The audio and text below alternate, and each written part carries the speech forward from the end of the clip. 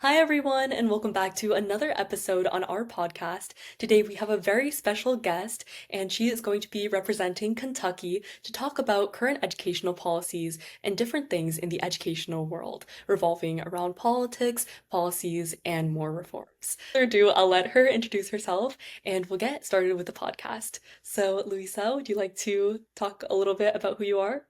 Yes, I'm Luisa Sanchez. I use she, her pronouns. I am based in Central Kentucky, and I am the cross organizational coordinator and board president of the Kentucky Student Voice team. And our mission is, or sort of our motto is, we are young people working to co create more just and democratic schools and communities in Kentucky as storytelling, policy, and research pointers.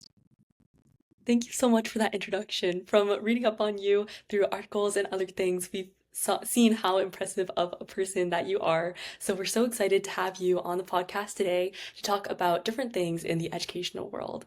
So to begin, I just want to talk a little bit about the lawsuit that you filed against the government to sue for quality education. Would you be able to talk to us a little bit about that? Yes, so in 1989, the Rose decision took place in Kentucky. And so basically, the Kentucky Supreme Court ruled that our education was unconstitutional due to not being adequate for students. So basically, the Kentucky Supreme Court set forth seven Rose capacities. And if these seven capacities are met, then Kentucky education would be adequate for students and thus would be constitutional. So they declared it unconstitutional. They uh, outlined seven capacities, and then from then on, uh, I guess developments such as site-based decision-making councils and also Kira, uh, those kinds of reforms were passed in order to make Kentucky education more equitable for students. However, we are decades past the Kentucky Supreme Court ruling and the Rose decision, and right now, the disparities between, for instance, rural and urban districts when it comes to funding, uh, that disparity is more extreme than ever before. And disparities in education right now present um, are not serving students, obviously. And so we can see that the capacities are not being met. And so through that, the Kentucky Student Voice team first of all, we decided to collaborate with Harvard and Columbia law professors, and then through that we set forth our Rose Revival campaign. And so through public forums or public engagement forums all across Kentucky, we set out to ask community members and educators and students whether or not Kentucky was actually meeting its constitutional promise. And we wanted to assess that through those public engagement forums. And then through that, we formatted and published a report. And we found out Kentucky education is not um, adequate for its constituents. And so that's when we were like, okay, now we have to take a step through um, like with litigation in order to rectify these problems that we found out through our campaign. And so that's why we filed the lawsuit ultimately. It's because we want Kentucky students to get the education that they have a constitutional right to. That's definitely super admirable, and thank you so much for sharing about your initiative. I also want to ask, what specific parts of education are you looking for your government in Kentucky to reform or make better? Yes, so obviously the lawsuit goes well beyond funding, but we want things like better student to counselor ratios. For instance, with national data, it's recommended that the student to counselor ratio is like 350 to 1. I mean, not 350 to 1, excuse me, 250 to 1. And Kentucky's looks like 350 to 1. So that is like our counselors are being overworked, and so we want that area to see better, more reform and more improvements. Also, mental health. We want students to have access to resources in order for them to be able to succeed at school by their well-being being taken care of. So mental health resources, and also districts in rural and urban areas, like being similar when it comes to career development resources, when it comes to being able to have like internship opportunities and extracurriculars to for them to be civically engaged in their communities. Civics education is also like a big part of the reforms that we want to see rolling out. Hopefully, if we're successful in winning the case. But yeah, we want just like it goes beyond funding, but funding is also like a part of it. When it comes to rural districts, we want them to have the funding that they need in order to succeed, because resources take money. Absolutely. That's definitely a great point. And thank you so much for outlining those objectives that you guys have in order to have a better progression towards more quality education in your state. With that, I had a couple questions about the Department of Education. So, of course, we know that the Department of Education has been dismantled as of this year, and this has led to a lot of different things. And another thing that has been coupled with that enactment was a lot of funding cuts specifically for education. I want to know your perspective on how funding cuts to education has specifically affected Kentucky, and if you believe that states are disproportionately affected. Yeah, well, just like beyond federal, even just on a more state level, the SEEK funding formula, which are the Kentucky Department of Education manages, actually they had a shortfall of about $40 million this year. I don't believe it was due to federal actions that caused that, but even so, like we are seeing that there have been deficits when it comes to school funding. And so I cannot speak to how that is directly affecting me as a student just because my school is well funded, but just in Kentucky as a whole, when funding cuts are being placed, we know and we see through research like that usually affects like primarily arts education, for instance. Like even in Kentucky, certain districts have decided to cut art programs and then like choir and band just because that's like the easiest way to make the budget work, um, for the district if they have to set cuts in order to have a proper budget. And so those kinds of things can happen with funding cuts, as well as just like staff positions can be limited because of that. And ultimately, all of whatever is cut, all of these things hurt our students because when resources are being taken away, students don't have the same opportunities as um, other their other peers to succeed and be given like an adequate education. So all of that can be very damaging to the student population, whether that is because federal funding cuts result in less art programs or less teachers. All of that can have a negative effect. Absolutely, that definitely is a very well spoken answer.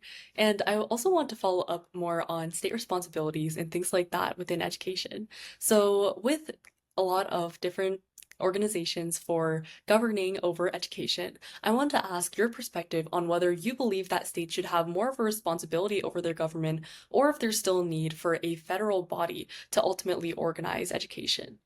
Yeah, well, I think in this conversation it's important to like obviously note the efforts to abolish the federal Department of Education, and I think that's like 100% wrong. Like, obviously, I do think there is something to say about state accountability, and even with filing the lawsuit, it's because we want to hold our state legislature and state representatives accountable for not meeting the needs of students, obviously. But in addition to that, I believe that works in tandem with having a robust federal Department of Education that also works with the states in order for certain benchmarks to be met when it comes to the education landscape. So I think both of those bodies are needed in order for students to have an education that is adequate and that is equitable. So, yeah, I would say when it comes to holding leaders accountable, it goes on both sides. It goes holding state leaders accountable and also the federal powers accountable. That definitely makes sense for sure. And I love that answer also of needing both state responsibility and federal responsibility to work together in order to provide the highest quality education that we can give to our students. So, building off of that too, I want to ask your opinion also on what responsibilities you think may be difficult for states to fill independently with that might be a little bit more difficult now that a federal body is no longer as present as it was before. Yeah, well, I think that the biggest thing would be obviously like budget. Federal money is, used for things like school lunches and certain programs for low income students. Even I know I've seen, and this is just for like from my own individual research, but even like ESL student resources, like a lot of that, um, a certain portion of that is funded through federal resources. And so a lot of the times, like low income populations can be affected when federal again, federal powers are not or are cutting the resources. The state's ability to meet those needs will be seriously limited if right now federal resources are not being given. That absolutely makes sense for sure, definitely. And I also agree that budgeting is such an important factor of being able to play into enhancing the classroom and making it as great as we can for our students, which can always be helped by having a federal budget to work off of. And going off of that and also giving quality resources to students, I also want to ask about Head Start programs and different initiatives that help younger students, such as PBS Kids. So, PBS Kids, for viewers who may be unfamiliar, is a children's television educational network, and it houses all of our favorite shows like Wild Kratts, Sesame Street, etc. And it teaches principles such as sharing, mathematics, and ABCs, things like that. And it's currently been federally defunded alongside Head Start programs that are meant for younger students to ultimately get a head start in some different programs, especially for more marginalized communities. And I want to ask your opinion on what you think will have result as for consequences with these programs less funded or more so disadvantaged now. Yeah, I think I saw that news. It was like NPR and PBS are facing like federal cuts. Yeah, I was actually on the PBS National Advisory Council for like student journalism. And so I know firsthand that PBS as a whole, like as an organization, the resources that they have are very, very admirable. And just like the work that they're doing is extremely just commendable, just firsthand. A lot of their educational resources, they help students, not only just like high school students, but also obviously early like childhood learning is very important, and they help contribute to that through educational programs like PBS Kids. And so I think that's ultimately extremely damaging if those things are being cut. But I think also like just from a federal level, um, making those like limiting their budget just goes to show that it kind of like gives the idea that our federal government does not care about early childhood learning or does not care about students having educational resources. And that's extremely problematic and very frightening. And obviously, I don't believe in fear mongering right now. I think we need to be more united than ever and fight for change. But I think that sets forth a very dangerous precedent. And right now, more than ever, we should be working through like activism initiatives in order to combat that. And so I think also like when it comes to nonprofits, like making donations to nonprofits that we support, or just again like joining initiatives to fight for change, I think it's more important now than ever before. Absolutely. That makes so much sense. I also want to ask, based off your response talking about prioritizing education in government, and why do you think it's important for government to prioritize education? And why do you think it's concerning that right now it doesn't seem as much of an emphasis is being placed on uplifting and supporting education? Yeah, I'm gonna sound like a, just like a tiring record, but I mean, we can take it back to the basics. Like, truly, education is the core of American democracy. It stands at the core of just like when you invest in education, you're investing in your economy. You're investing in more educated citizens. You're investing in more college diplomas. You're investing in a better workforce. So all of that is central and key to having a nation that is thriving. And so when you are slowly sucking away the resources that are given to education in our country, that is going to damage the citizens' ability to really level up when it comes to like social mobility, but as well like as in the workforce. Um, and so education is important because when you say like rule by the people, you want your people to be educated, and you want your people to know what they're supporting. And so it's really really important that we continue to fight for better education, because the less educated we are, the less we were able to discern between like what if what's happening is going to hurt us or if it's going to be beneficial to us.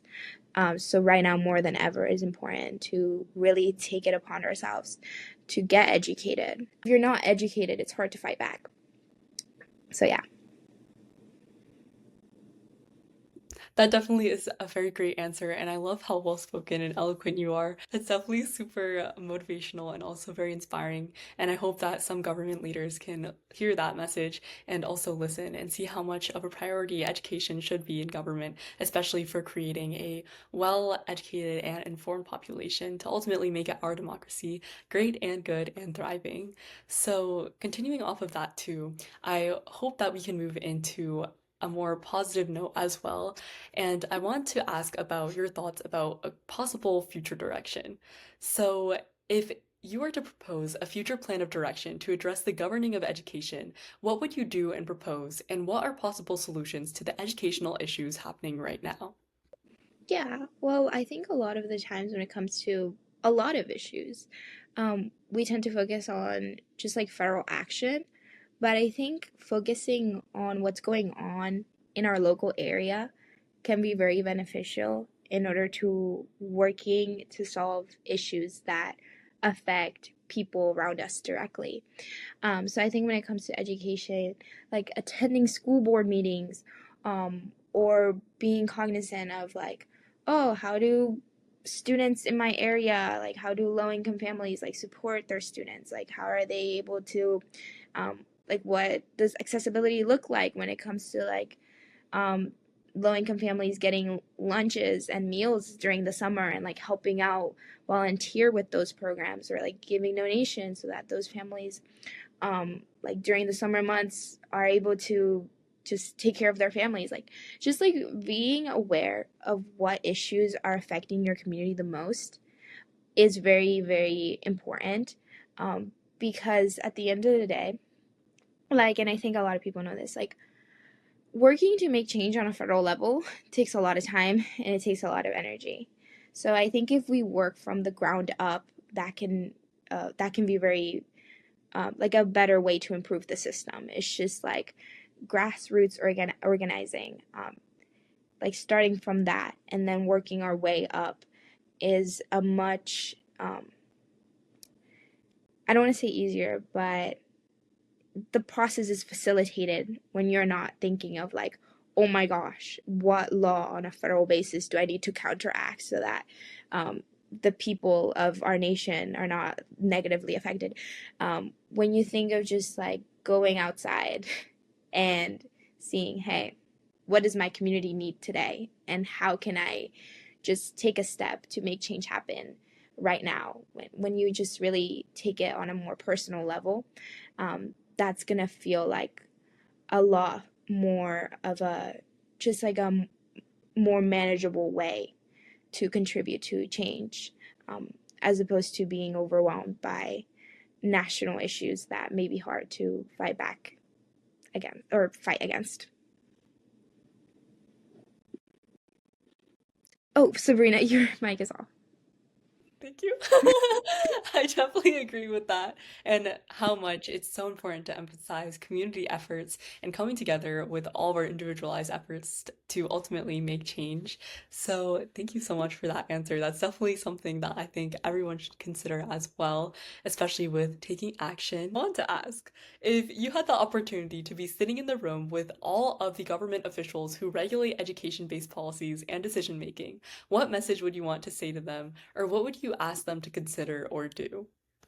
Yeah, I would urge them to not forget who they are serving or like or who they should be representing. I should say like even it was my days were getting mixed up because it's like summertime.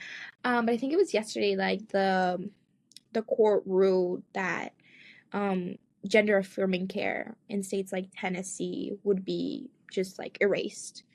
Um, and so just like when looking at that, like trans people exist and like trans youth exist, you know, and their lives matter and their lives should matter to the people who are representing us like on a federal level.